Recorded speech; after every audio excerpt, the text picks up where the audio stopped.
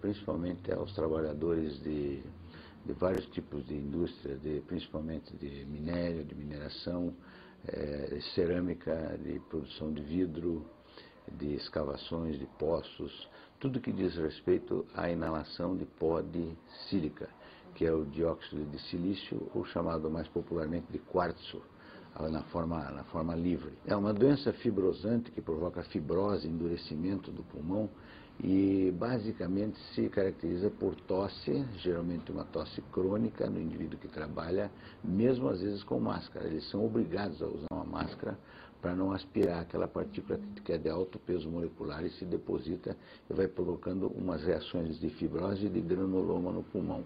Granuloma é uma reação por corpo estranho.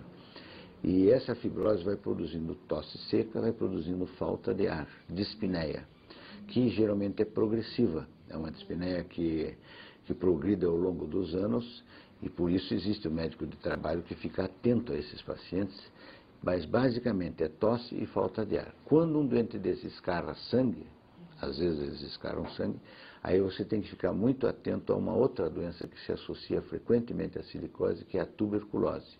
Então chama-se silicotuberculose.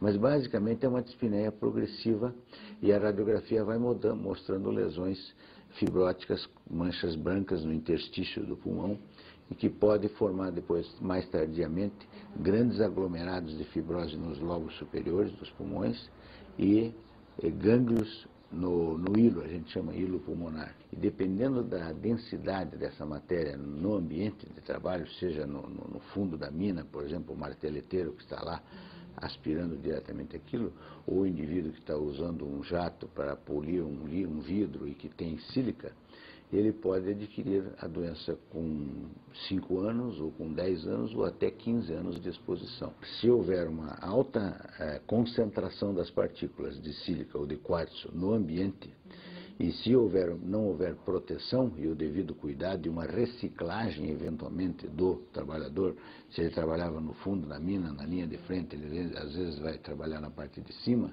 se não houver isso, praticamente, fatalmente, em cerca de 15 anos, eles já têm uma fibrose desenvolvida que é irreversível. Nem com corticoide depois você consegue fazer isso regredir. E isso caminha no fim da vida para uma insuficiência respiratória. E aí, gostaram da nossa entrevista com o médico pneumologista? Deu para entender melhor o que é a silicose? Tenho certeza que sim, né? Vamos agora às nossas dicas de estudo.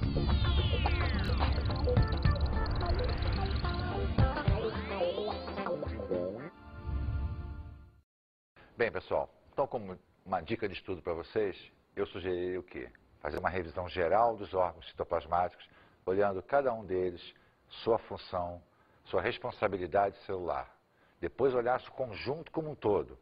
Lembre-se, eles não funcionam isoladamente, um depende do outro. Uma atençãozinha especial à digestão intracelular, na autofagia, na autólise. E que tal dar uma pesquisada em outras doenças, além das duas que nós já vimos aqui? Eu acho que será muito gratificante você poder entender melhor esse mecanismo da célula. Ok? Um abraço, até a próxima.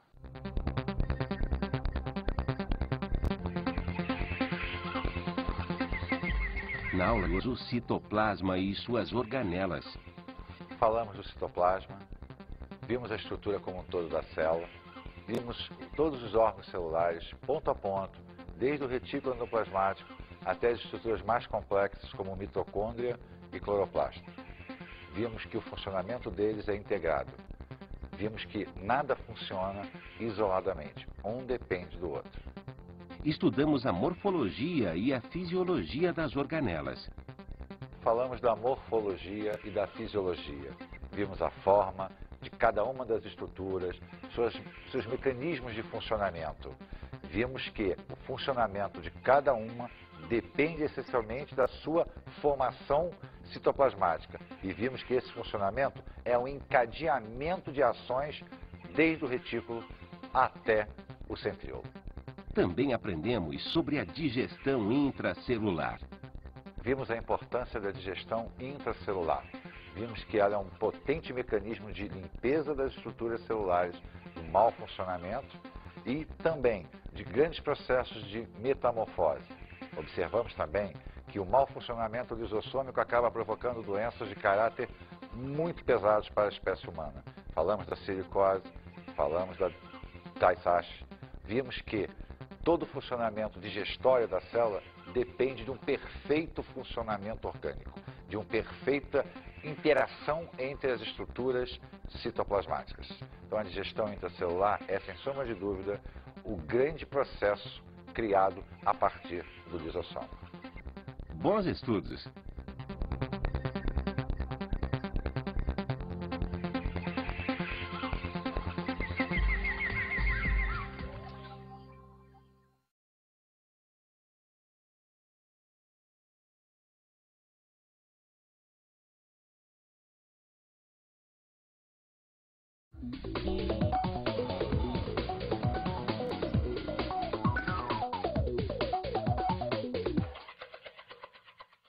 Bem, colega, acho importante salientar todas as estruturas celulares. É difícil o aluno compreender processos respiratórios e fotossintéticos sem saber exatamente o que cada estrutura representa dentro da célula. É importante salientar os mecanismos de autofagia e de autólise, até porque na globalização que ocorre hoje, muito se escuta falar de doenças provocadas por autólise lisossômica, mas se ele não entende o que é uma autólise lisossômica, se ele não entende que dentro do lisossomo nós temos enzimas capazes de digerir todas as estruturas celulares, fica difícil de poder compreender a doença. Então eu acho importante, não só as estruturas citoplasmáticas, dando ênfase efetivamente às estruturas mitocondriais, plásticos, por causa das atividades fotossintéticas e respiratórias, mas vendo como um todo, a célula como um todo e não em frações isoladas.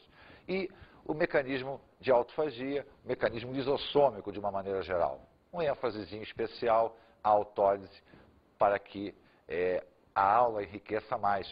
Até uma pesquisa com os alunos de doenças lisossômicas, eu acho que estimula a turma a ver a célula não como uma estrutura isolada, como algo que está fora do mundo dele, mas dentro de uma realidade muito próxima da gente. Não palpável, mas muito próxima da gente.